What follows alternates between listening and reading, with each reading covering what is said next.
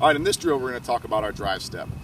Having a powerful, forceful drive step is important because we want that momentum that we're going to generate with our body weight to turn that into force. And that's what we're going to work on right now. You're going to see that there's going to be a fine line between too much force, too much momentum into that drive step, and we're going to slip out of our plant spot, and then not enough because we're not getting enough force that we're using with our run up that we're going to turn momentum and body weight into force. But we're going to work on it right now. So the first thing we're going to do is have two cones and then just take our normal steps back as if you were taking steps in a game. Normal steps, nothing different.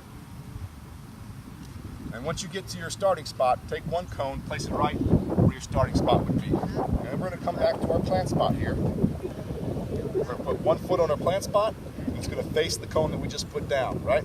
And then with my other leg, I'm going to take a gigantic step, as big as I can take without moving this foot off my plant spot. So really long. So once we get to that spot, this spot as long as I can take without putting taking my plant spot off, we're going to put a cone right in front of that foot right there. So now we have our distance, and I'm going to show you what I'm talking about. But as you can see, it looks pretty far, but once you get your momentum going, it's really not that far at all. You're really going to generate a lot of force by having your momentum and body weight coming into the plant spot, and I'll explain what I need. But now that we have this cone, we don't need this cone anymore. This was just a reference point for us, so that one's done. So now we're ready to do our drill. We're going to do our normal steps again, nothing different.